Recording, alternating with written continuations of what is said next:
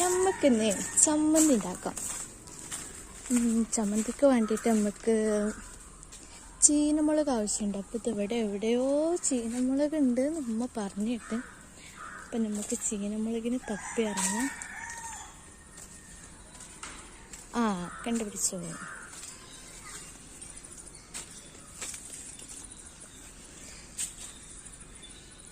ഇവൻ തന്നെയാണ് തോന്നണത്. ഇത് ചീനമുളകല്ല, ഇത് ഉണ്ട മുന്തിരിമുളകാണ്. കണ്ട? അപ്പോൾ നമ്മൾ ചീനമുളക് ഇവിടെ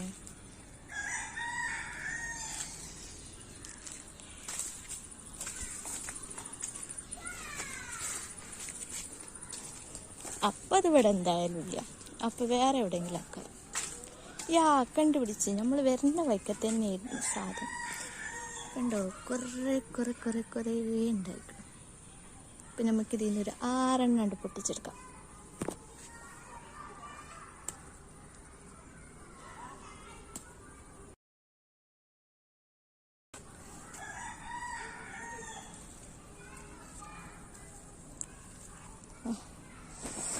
ചോന്ന കളർ തന്നെ ധാരാളം ആക്കാറ്.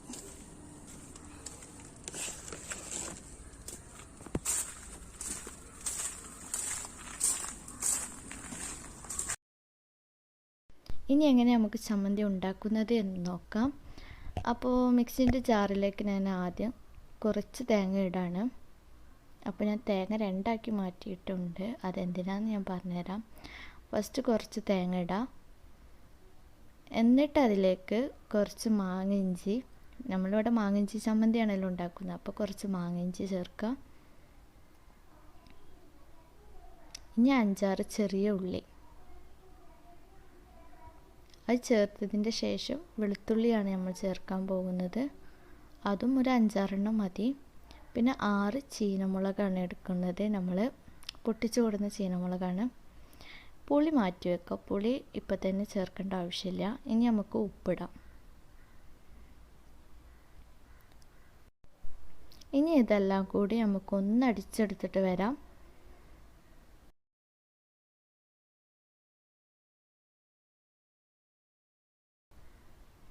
അപ്പം ഞാനിത് മിക്സിയിൽ സെറ്റ് ചെയ്തിട്ട് അടിച്ചെടുക്കാൻ പോകുന്നു.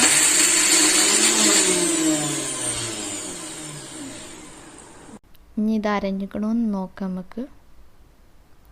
ഇത് കറക്റ്റ് പരിവാണ്. ഇത്ര മതി കേട്ടോ.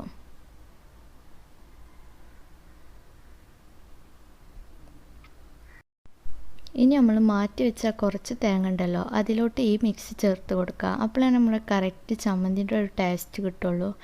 ഇത് ഒന്നായിട്ട് ചതഞ്ഞു പോയാൽ വലിയ ടേസ്റ്റ് ഉണ്ടാവില്ല. അപ്പോൾ കുറച്ച് തേങ്ങ അരക്കാതെ മാറ്റി വെക്കുന്നതാണ് ഏറ്റവും ബെറ്റർ. ഇനി ഇത് നമുക്ക് അതിലോട്ട് ആഡ് ചെയ്തിട്ട് നന്നായിട്ട് മിക്സ് ചെയ്ത് കൊടുക്കാം.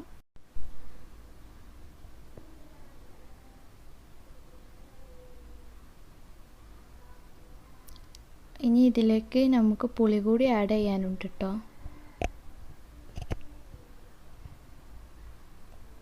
അപ്പോൾ നമ്മൾ മാറ്റി വെച്ചിട്ടുള്ള ആ പുളി കൂടി ഇതിലേക്ക് ഇട്ട് കൊടുക്കാം. അപ്പോൾ ഒരു 4 കുരു പുളി എടുത്തിട്ടുണ്ട് ഞാൻ. അത് ഇതിലോട്ട് കൈ വെച്ചിട്ട് നന്നായിട്ട് ചേർത്ത് കൊടുക്കാം. ഇനി ഇതെല്ലാം കൂടി നന്നായിട്ട് മിക്സ് ചെയ്ത് കഴിഞ്ഞാൽ നമ്മൾ അടിപൊളി ചമ്മന്തി റെഡിയാവും.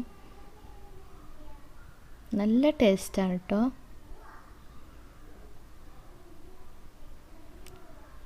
അപ്പോൾ നമ്മളെല്ലായിടത്തേക്കും ഇതൊന്ന് മിക്സ് ചെയ്ത് കൊടുക്കുക.